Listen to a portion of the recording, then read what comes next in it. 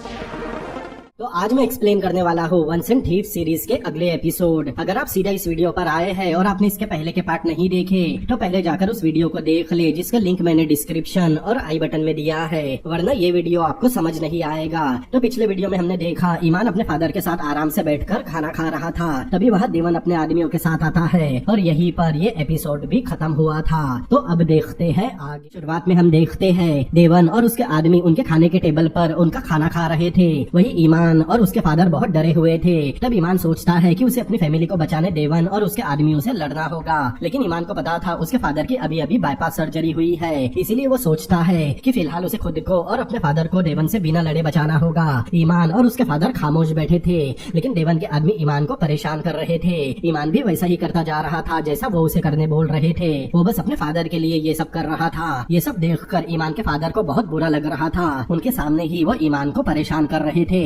और उसके फादर चाहकर भी कुछ नहीं कर पा रहे। तब उन्हें ईमान के बचपन की एक बात याद आती है, जब ईमान के फादर ने एक कार ली थी। ईमान को वो कार बहुत पसंद थी, लेकिन उन्होंने कार की इंस्टॉलमेंट पे नहीं की, इसीलिए बैंक वाले कार सीज करने आए थे और ईमान उन्हें कार ले जाने से रोक रहा था। तब उसके फादर ईमान को समझाते हैं कि वो इससे भी बड़ी और महंगी कार खरीदेंगे, लेकिन वो दिन कभी नहीं आया। उधर देवन के आदमी लगातार ईमान को परेशान कर रहे थे। तब ईमान के फादर कहते हैं वो जल्दी ही उसके पैसे वापस कर देंगे। दरअसल ईमान के फादर को पता नहीं था ईमान देवन के पैसे दे चुका है। ईमान के फादर को लग रहा था कि देवन अपने पैसे लेने आया है, लेकिन ईमान को समझ नहीं आ रहा कि देवन घर आकर उसे परेशान क्यों कर रहा है। देवन कहता है वो अभी खाने के टेबल पर है, उसे पैसों की बात नहीं करनी। उधर इंटर शेमत का सीसीटीवी फुटेज रिकवर किया हुआ डेटा चेक कर रही थी और वो उसी फुटेज को देखती है जिसमें ईमान बाथरूम से बाहर निकल रहा था, लेकिन तभी अचानक वहाँ ऐश आ जाता है। इंटन उसे देखकर जल्दी से लैपटॉप बंद कर देती है। फिर ऐश उससे बात करने के लिए पूछता है। दरअसल इंटन अपनी बॉस आयरिन के डिसीजन से खुश नहीं थी, क्योंकि उसने इंटन के असिस्टेंट ऐश को ही उसका बॉस बना दिया था। लेकिन ऐश इंटन को समझाता है उसकी पूरी टीम आयरिन के फैसले को नहीं मानती और उन्हें हमेशा इंटन ही लीड करेगी। ऐश कहता है बैंक में जो भी हुआ आयरिन उसकी रिपोर्ट मांग रही है और शेमत ने भी बता दिया कि उसने इंटन को कुछ सीसीटीवी फुटेज रिकवर करके एक हार्ड ड्राइव में दिए हैं और अब उन्हें जल्दी से उन फुटेज को चेक करके पता लगाना होगा कि ये सब किसने किया। ये सुनकर इंटन मन ही मन खुश हो रही थी। ये कहकर ऐश वहाँ से चला जाता है।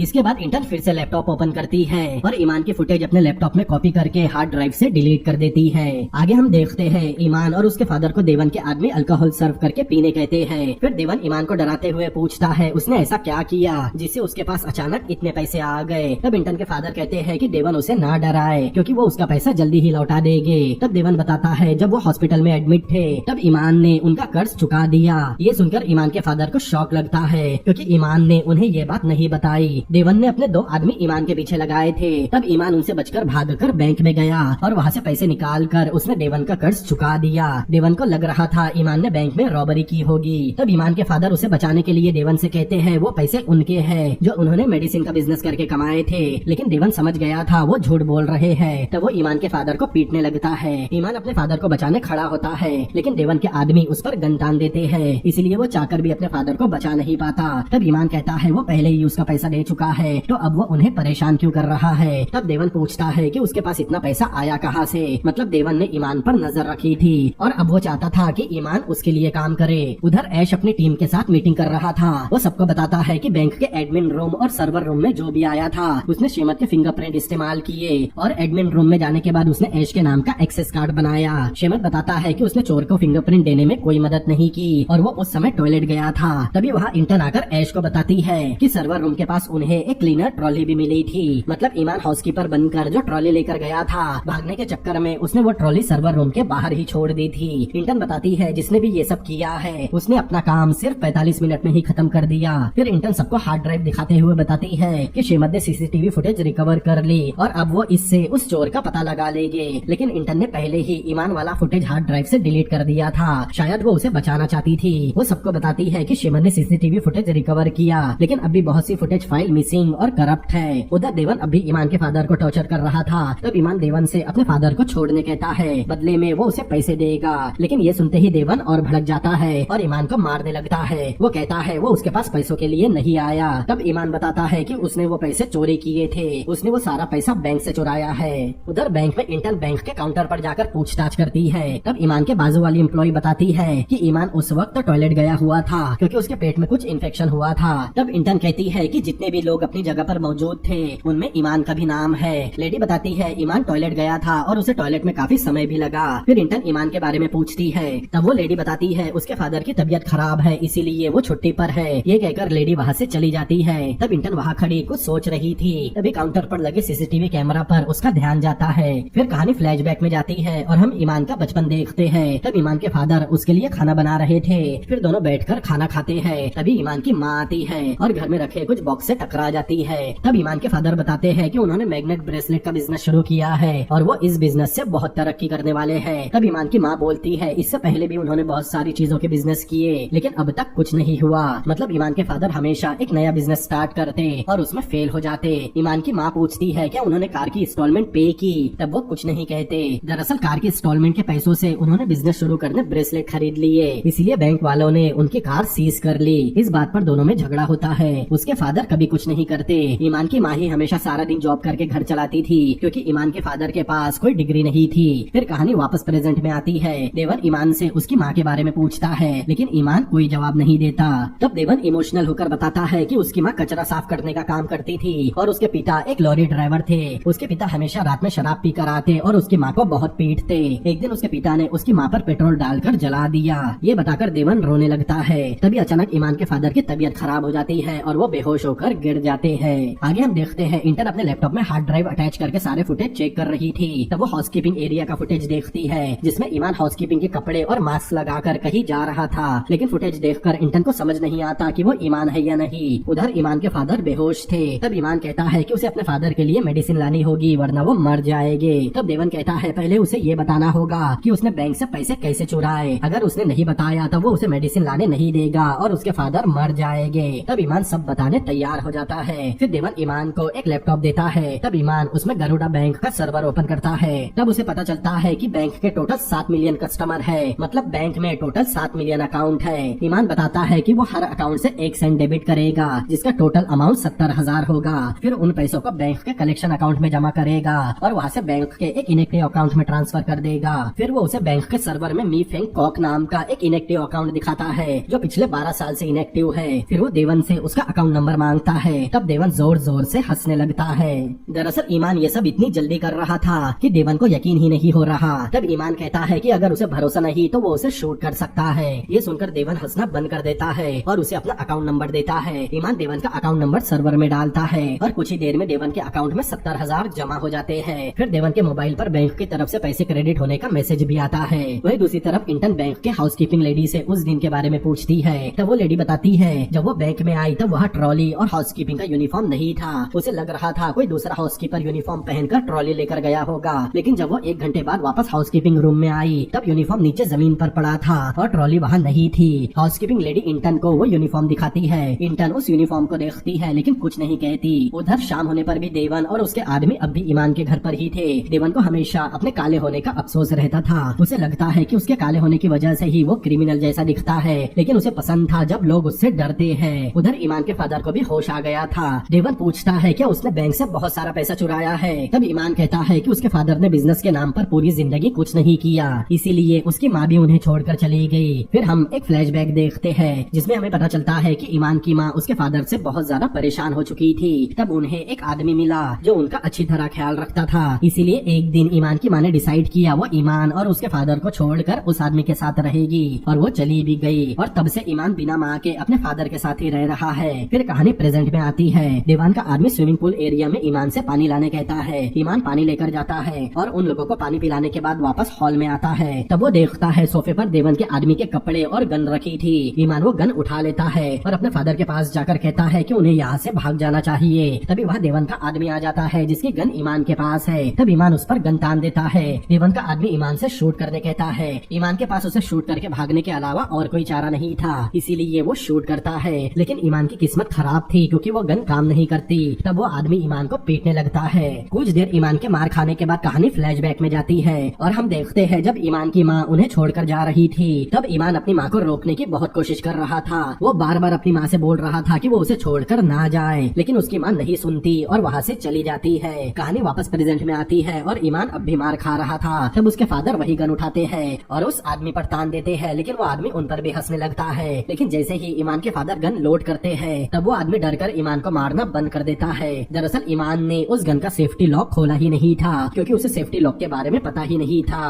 तभी वहाँ देवन और उसके बाकी आदमी भी आ जाते हैं। उधर इंटन फिर से लैपटॉप में वो फुटेज देख रही थी। तभी वहाँ ऐश आकर इंटन से कहता है कि श्रीमद ने उसे बताया कि हार्ड ड्राइव से कुछ फुटेज फाइल गायब है और आखिरी बार हार्ड ड्राइव इंटन के पास थी। तब इंटन बताती है जो फाइल गायब है वो सारी करप्टेड फाइल थी, इसीलिए डिलीट हो गई होगी। तब ऐश कुछ नहीं कहता और वहाँ से चला जाता है। इंटन ने ईमान की फुटेज अपने लैपटॉप में कॉपी करके हार्ड ड्राइव से डिलीट कर दी थी, लेकिन अब ऐश को इंटन पर शक हो गया था कि इंटन जरूर सबसे कुछ छुपा रही है। वही दूसरी तरफ ईमान के फादर ने देवन के आदमी को बंधक बना रखा था। वो लोग घर के दरवाजे की तरफ जाते हैं और उस आदमी को धक्का देकर सबको घर के अंदर ही बंद कर देते हैं और वहाँ से भागने लगते हैं। तब ईमान पूछता है कि उन्होंने गन चलाना कहाँ से सीखा। तब ईमान के फादर बताते हैं उन्होंने टीवी में देखा था। फिर दोनों लिफ्ट से निकलकर पार्किंग में भागते हैं। तभी उन पर देवन और उसके आदमी फायर करने लगते हैं, मतलब वो घर से बाहर निकल गए। तब ईमान और उसके फादर एक कार के पीछे छुपते हैं और ईमान के फादर भी देवन के आदमियों पर फायर बैक करते हैं, लेकिन कुछ देर फायरिंग करने के बाद ईमान के फादर की गन की बुलेट खत्म हो जाती है। तब दोनों वहाँ से छुपते हुए निकलकर दूसरी कार के पीछे छुपते हैं। देवन का आदमी वहाँ जाकर देखता है, लेकिन उसे वो दोनों कहीं नहीं दिखते।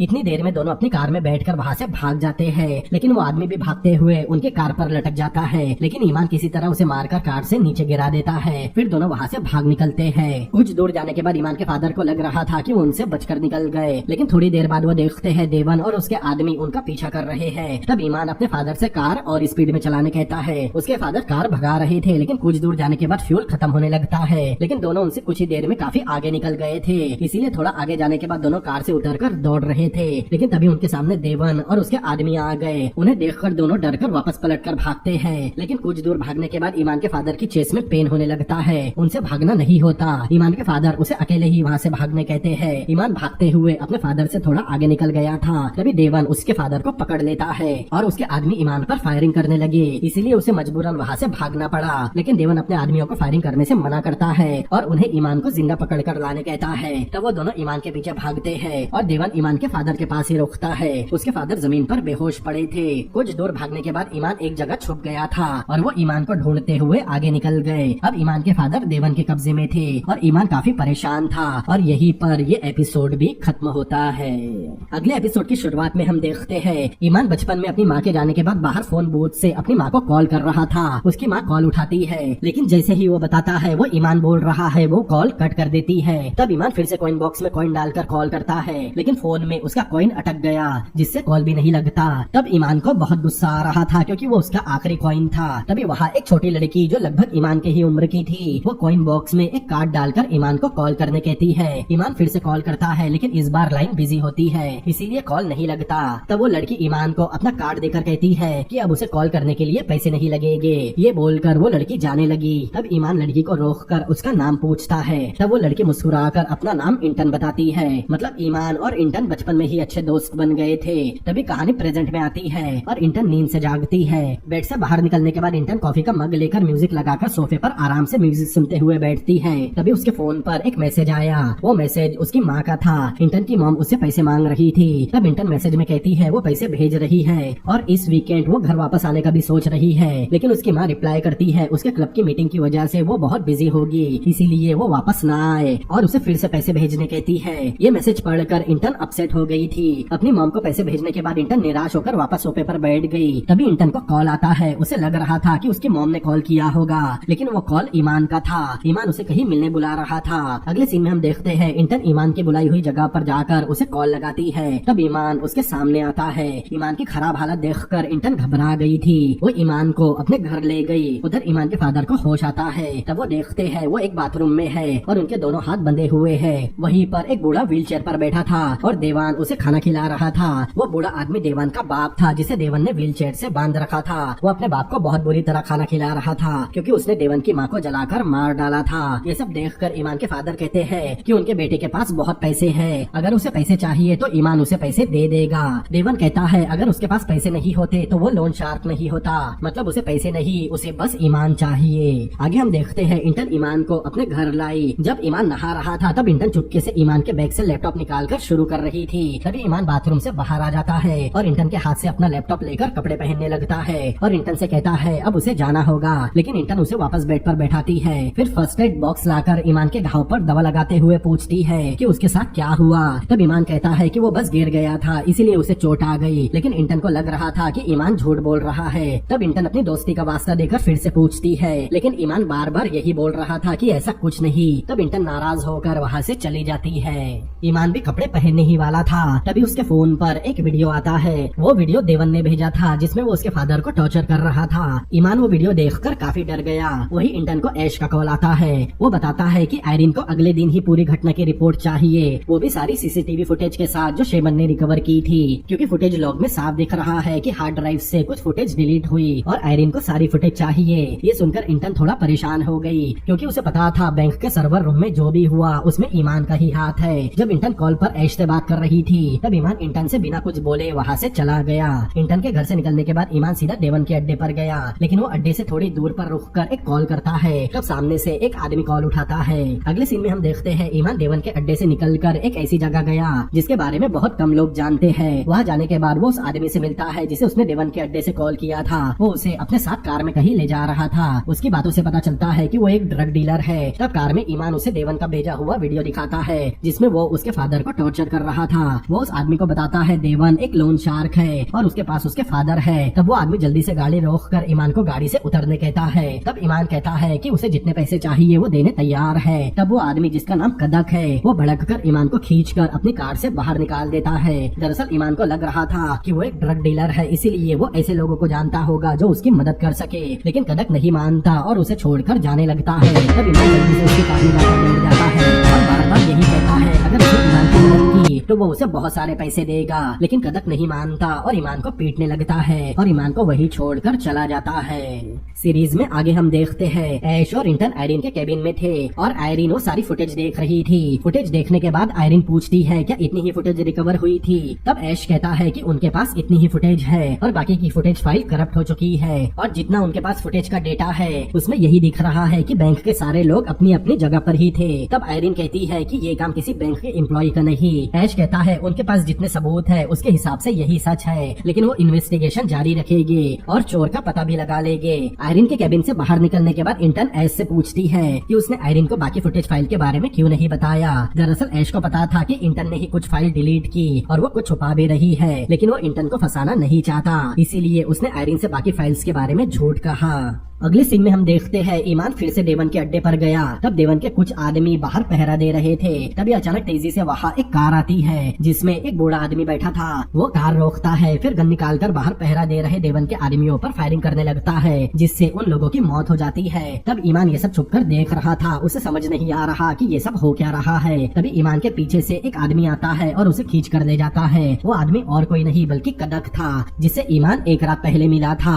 वो बूढ़ा आदमी जिसने देवन के आदमियों को शूट किया वो भी कदक का ही साथी था। मतलब कदक ईमान की मदद करने मान गया, लेकिन इसके बदले में वो उससे पैसे लेता है। ईमान फिर से अपने लैपटॉप को ओपन करके किसी बैंक को अपनी हैकिंग का शिकार बनाता है और एक बड़ा अमाउंट कदक के अकाउंट में ट्रांसफर कर देता है। तब कदक बताता है जिसने देवन के आदमियों पर अटैक करवाया उसका नाम इबू ज़ारा है। इबू ज़ारा एक लेडी है जो बहुत सारे इलीगल बिजनेस करती है। इबू और देवन के बीच पहले से ही इलीगल बिजनेस को लेकर झगड़ा चल रहा है और इबू देवन से ज्यादा खतरनाक और पागल है। ये कहकर कदक वहाँ से चला जाता है।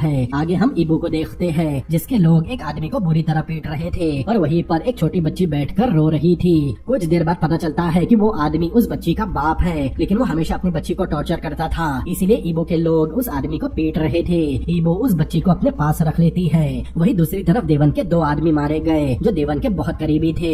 उन्हें देखकर देवन बहुत भड़कता है। वो अपने आदमियों को किसी भी कीमत पर ईमान को लाने कहता है। दरअसल देवन का प्लान पैसा कमाना नहीं, बल्कि वो चाहता था कि ईमान अपनी हैकिंग स्किल की मदद से इबू ज़ारा को बैंक करप्ट कर दे ताकि उसका पैसा खत्म हो जाए और वो कोई भी इलीगल बिजनेस न कर सके। इससे देवन का रास्ता साफ हो जाएगा। फिर हम ईमान के फादर को देखते हैं जो जमीन पर ही पड़े थे और अपनी जिंदगी की पुरानी गलतियों को याद करके रो रहे थे। इसके बाद हम कदक और ईमान को देखते हैं। कदक ईमान को इबू ज़ारा से मिलाने ले जा रहा था। वो ईमान को समझाता है कि इबू के सामने पोलाइटली बात करे और वो जितना पूछे उतना ही जवाब दे, क्योंकि वो बहुत ज्यादा खतरनाक है। कुछ देर बाद वहाँ एक बड़ी सी कार आती है। कदक और ईमान उसमें बैठ जाते हैं उस कार में इबुजारा भी बैठी थी। ईमान इबुजारा को अपनी हैकिंग स्किल के बारे में बताता है और साथ ही ये भी कि देवन के पास उसके फादर है। उन्हें छुड़ाने के लिए उसे इबुजारा की मदद चाहिए, जिसके लिए वो कितने भी पैसे पे करने तैयार है। लेकिन इबुजारा कहती है अगर वो उसकी जगह होती तो मान लेती कि उसके फादर मर चुके हैं और यहाँ से बहुत दूर भाग जाती। ये बोलकर इबुजारा दोनों को अपनी कार से उतरने कहती है। मतलब उसने ईमान की मदद करने से मना कर दिया।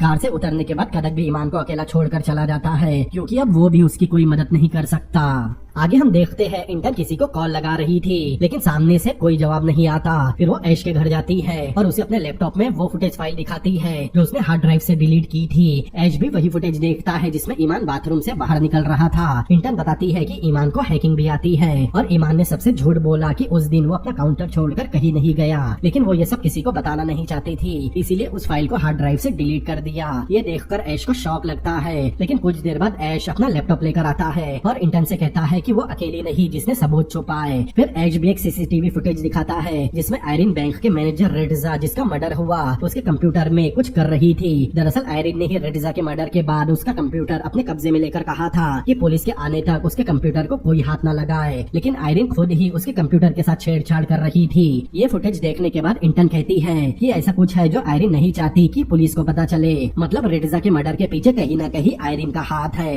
वही दूसरी तरफ कदक अपने अड्डे पर जुआ खेल रहा था, लेकिन वो थोड़ा डिस्टर्ब भी था। कुछ देर खेलने के बाद वो जुआ हार जाता है और झगड़ा करके वहाँ से जाने लगता है। तभी उसके सामने ईमान आ जाता है। ईमान फिर से कदक के अड्डे पर पहुँच गया। ईमान को वहाँ देखकर वो और भड़क गया। कदक उसे पीटने लगता है। ईमान कहता है अगर वो उसकी मदद करके बार बार नाकाम भी होगा तब उसे कोई फर्क नहीं पड़ेगा, लेकिन अगर उसने ईमान का साथ नहीं दिया तब उसे हमेशा पैसों की कमी होगी। मतलब ईमान उसे पैसों का लालच दे रहा था और कुछ देर पहले कदक बहुत सारा पैसा जुआ में हार भी गया, इसीलिए कदक शांत हो जाता है। अगले सीन में हम देखते हैं कदक देवान के अड्डे पर गया जहाँ प्रोस्टिट्यूशन भी चल रहा था, इसीलिए कोई भी कदक को पहचान नहीं पाता। अंदर जाने के बाद कदक चुपके से दूसरे रास्ते से ईमान को भी छुपाकर अंदर ला लेता है। अंदर आने के बाद ईमान अपने फादर को ढूंढने लगा। तब उसके फादर एक बाथरूम में जंजीर से बंधे हुए थे। ईमान अपने फादर के पास जाकर उन्हें जगाता है। तब उसके फादर कहते हैं कि उसे यहाँ नहीं आना चाहिए था। तब ईमान जल्दी से बाथरूम से बाहर निकलता है जहाँ उसे जंजीर काटने का कटर मिलता है, जिससे वो अपने फादर को खोलकर उन्हें उठाकर वहाँ से जाने लगता है। ईमान जैसे ही अपने फादर को लेकर बाथरूम से बाहर निकलता है तब वो देखता है देवन के आदमियों ने कदक को पकड़ लिया।